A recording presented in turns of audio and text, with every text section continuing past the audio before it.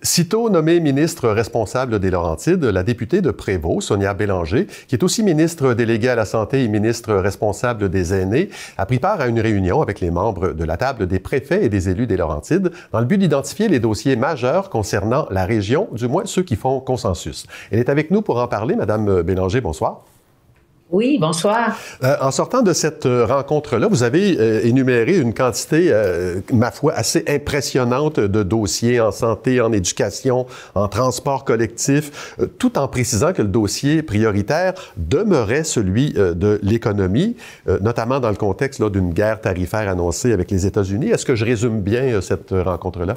Oui, c'est très bien résumé. Et puis, je veux quand même mentionner là qu'on a eu vraiment une très belle rencontre avec le Conseil des préfets. Pour moi, c'est le premier geste que j'ai fait suite à ma nomination comme ministre responsable de la région des Laurentides. C'était important de rencontrer les préfets.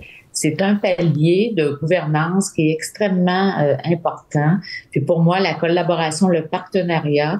Puis notre objectif à cette première rencontre, c'était de partager une vision commune des dossiers prioritaires. Alors, vous savez, on a beaucoup de priorités comme gouvernement. Bien sûr, on a des priorités dans toutes les sphères de la société. Les préfets, les élus, plus au niveau municipal, ont aussi leurs priorités. Alors, je voulais qu'on sorte un consensus, et c'est ce qu'on a fait. Ouais. Alors, la grande priorité, bien sûr, c'est tout le défi économique en lien avec, naturellement, ce qui se passe du côté des États-Unis. La deuxième grande priorité, ce sont les services de santé dans notre belle région des Laurentides. Donc, autant au niveau des infrastructures, donc la rénovation de nos hôpitaux, mais aussi l'amélioration des services aux citoyens. Donc, première priorité, économie. Deuxième, l'amélioration des services de santé. Et une troisième priorité, en lien avec l'enseignement supérieur. Alors, vous savez que dans notre région, nous avons 2 collèges, 2 cégeps. Alors, donc, le cégep de Saint-Jérôme a un projet d'infrastructure. Ils sont à pleine capacité.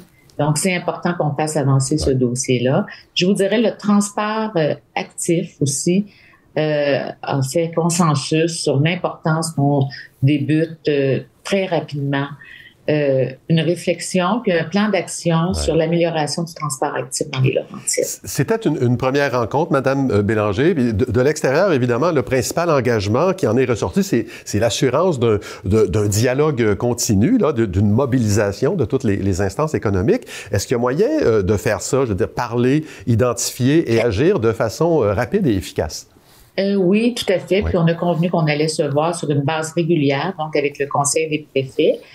Et d'ailleurs, les préfets organisaient un événement lundi cette semaine, le 24 février, en lien avec les entreprises. Et puis, l'ensemble des députés des Laurentides, on était présents à cet événement-là.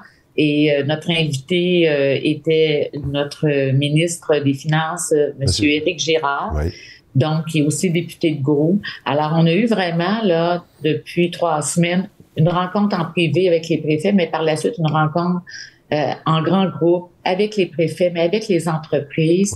Et puis, vous savez, j'ai aussi eu l'occasion de nommer une présidente du caucus des Laurentides. Donc, c'est Madame Agnès Grondin, que vous connaissez, qui est déjà députée depuis quelques années. Agnès, donc, qui va agir comme présidente du caucus. Et j'ai nommé, en début de semaine, M. Hugo Lajoie comme conseiller politique régional qui va avoir comme fonction, justement, d'assurer les arrimages avec le Conseil des préfets, mais aussi avec les différents partenaires. D'accord. Il nous reste un peu moins d'une minute, Madame Bélanger. Je voulais vous parler d'un autre dossier, celui des ressources intermédiaires. C'est un secteur dans lequel les listes d'attente s'allongent. Il y a 458 personnes dans les Laurentides qui attendent une place dans ces ressources-là. On parle beaucoup de précarité financière.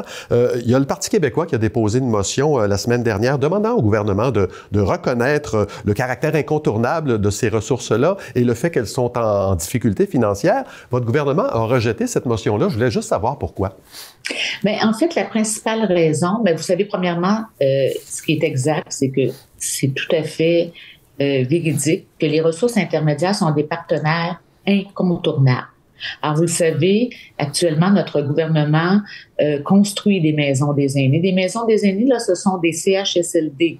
Hein, ce sont donc pour des personnes qui sont en perte d'autonomie, qui ont besoin de soins et de services 24 heures sur 24, 7 jours sur 7. Alors, dans les Laurentides, j'ai eu le privilège d'inaugurer 5 maisons des aînés. C'est important, et on sait que les besoins sont encore là.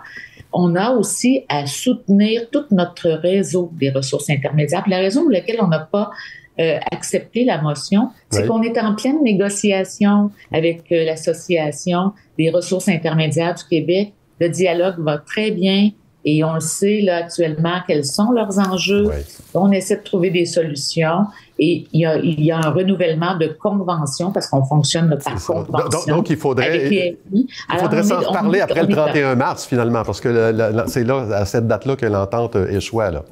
Oui, tout à fait. Alors, écoutez, on accélère actuellement là, nos rencontres avec l'association. Et puis, on n'a pas le choix de collaborer. Là, on a besoin de nos ressources intermédiaires. Je m'excuse, il faut qu'on s'arrête là. On vous réinvitera pour ça, Mme Bélanger. Merci beaucoup d'avoir été avec nous aujourd'hui.